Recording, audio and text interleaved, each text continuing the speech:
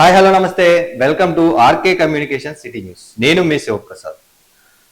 తాడేపల్లిగూడెం నియోజకవర్గం ఆంధ్రప్రదేశ్లోని 175 నియోజకవర్గాల్లో తాడేపల్లిగూడెం నియోజకవర్గ ప్రజలు ఓటర్లు ఎప్పుడు విలక్షణమైన తీర్పు ఇస్తూనే ఉంటారు.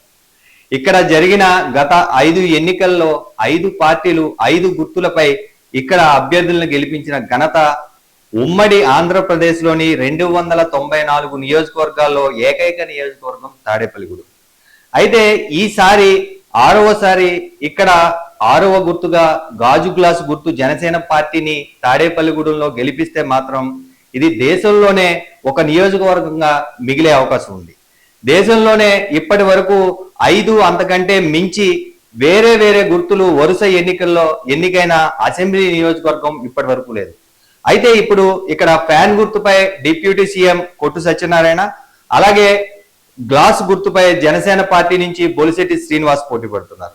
ఇప్పటి వరకు ప్రీ పోల్ పోస్ట్ పోల్ సర్వేల ఆధారంగా చూస్తే జనసేన పార్టీకి క్లియర్ ఎడ్జ్ ఉన్నట్లుగా ప్రతి సర్వేలోనూ తేలుతుంది.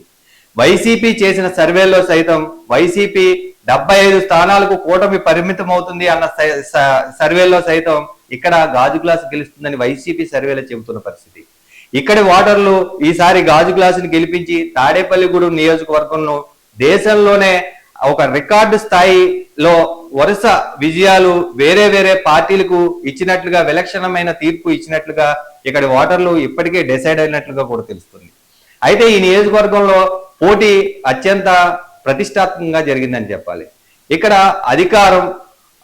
అధికారంలో ఉన్న వైసీపీ డిప్యూటీ సీఎంగా దేవాదాయ ధర్మాదాయ శాఖ మంత్రిగా ఉన్న కొట్టు సత్యనారాయణ తన ప్రతి బలాబలాల్ని ప్రతి రకంగా అన్ని రకాలుగాను ఆర్థికంగాను అన్ని రకాలుగా కూడా ఇక్కడ ప్రయోగించిన పరిస్థితిని చూస్తున్నాం.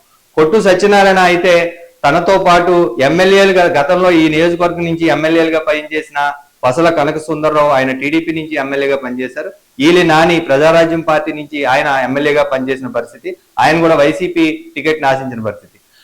వాళ్ళ ఇరువురిని కలుపుకుంటూ 3 ఎమ్మెల్యేలతో పాటు 5 మున్సిపల్ వైస్ చైర్మన్లు, కర్రీ భాస్కర్ రావు ఆయన మున్సిపల్ వైస్ చైర్మన్ గా చేశారు, బొడ్డు సాయిబాబా, ఎగ్గిన్ నాగబాబు, కిలాడి ప్రసాద్, మారిశెట్టి సుబ్బారావు, ఇలా 5 మున్సిపల్ చైర్మన్లతో సహా ఆయన అంగబలం అర్ధబలంతో పాటు ఆర్థికంగా అన్ని రకాలుగా కూడా ఆయన చేసిన పరిస్థితి.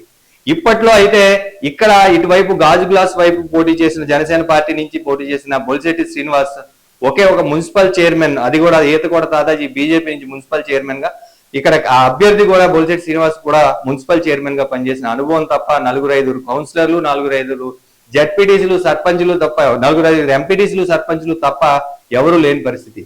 అయితే ఇన్ని బలాబలాలు ఉన్నా సరే ఇక్కడ వైసీపీకి ఎదురుగాలి మాత్రం ఇక్కడ అభ్యర్థి కొట్టు సత్యనారాయణ పైన ఉన్న వ్యతిరేకత అని చెప్పొచ్చు.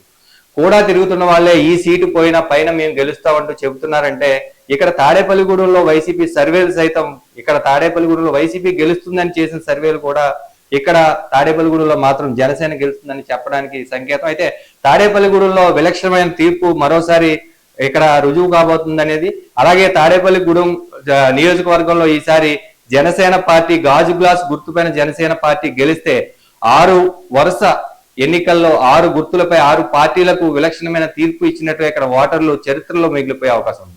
చూస్తూనే ఉండండి ఆర్కే కమ్యూనికేషన్ సిటీ న్యూస్.